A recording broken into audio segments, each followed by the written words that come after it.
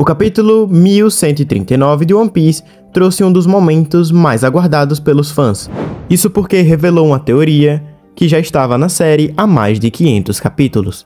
Estamos falando de quem era aquele pirata em uma história de capa que estava tomando um drink com o Crocus. E descobrimos nesse capítulo que o Gaban era conhecido como o braço esquerdo do lendário pirata Gold Roger. Mas esse capítulo não teve apenas a revelação do Gaban, mas sim um gancho incrível para o próximo capítulo. Mas antes disso, vamos começar, obviamente, do começo. O grupo do Luffy está entrando em um castelo gigante procurando a chave para libertar o Lock, até que eles veem um círculo gigante no chão. A Nami fala que parece um círculo mágico, e realmente é um círculo mágico. Ele foi o mesmo círculo usado pelo Shamrock, que é o irmão gêmeo do Shanks revelado no último capítulo.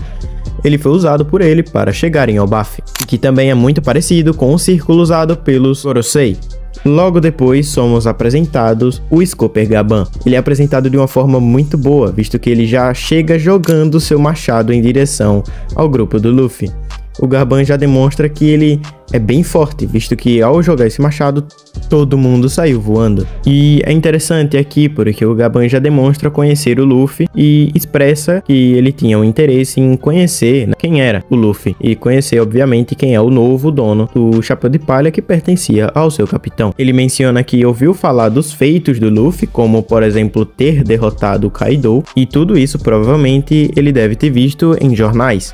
Mas muito provavelmente também foi o Shanks que deve ter contado a ele algumas coisas, assim como contou ao Rayleigh. E durante toda essa introdução, somos brindados com um relato impressionante sobre o Gaban. Ele não é apenas um simples membro da tripulação do Roger, mas ele é um verdadeiro monstro em combate, assim como seus companheiros Rayleigh, o Roger, o Barba Branca, o Oden também. É contado que em uma certa ocasião, em um hospital, o Gaban sozinho destruiu centenas de piratas que estavam cercando eles, e apenas sobrou uma montanha totalmente devastada.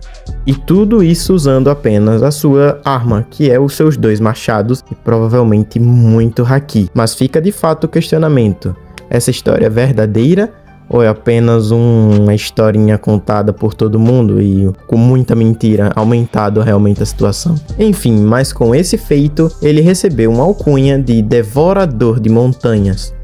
Esse feito, se provado ser real, demonstra o quão absurdo é o nível de força do Gaban, e talvez esse poder seja até útil para a obra, sendo possível ele treinar o Luffy a melhorar o seu haki do rei de alguma forma. Isso seria bastante interessante. Mas como sempre Luffy é direto ao ponto, ele já vai perguntando ao Gaban se ele sabe onde está a chave para libertar o Lock. Ele até tenta voltar atrás na pergunta, mas já era tarde demais e o Gaban já tinha ouvido. E por algum motivo a resposta do Gaban vem com uma provocação. Ele alerta sobre o perigo que existe em libertar o Lock e tenta colocar de toda forma um medo no Luffy e no Zoro. Mas como já era de se esperar, os dois não demonstram nenhum pingo de intimidação. O que é interessante é que essa reação imediata faz o Gaban lembrar de seu capitão. Ele vê em Luffy a mesma ousadia e determinação que o Roger tinha, aquela característica única de um verdadeiro rei dos piratas. Oda deixa claro, mais uma vez, a semelhança entre Luffy e Roger, reforçando ainda mais a ideia de que Luffy está trilhando um caminho bem parecido ao lendário Capitão Roger. Isso muito provavelmente por causa da vontade herdada. Mas aí então chegamos no clímax do capítulo. Gaban revela uma antiga sala do tesouro que estava no castelo, o que deixa a Nami muito animada,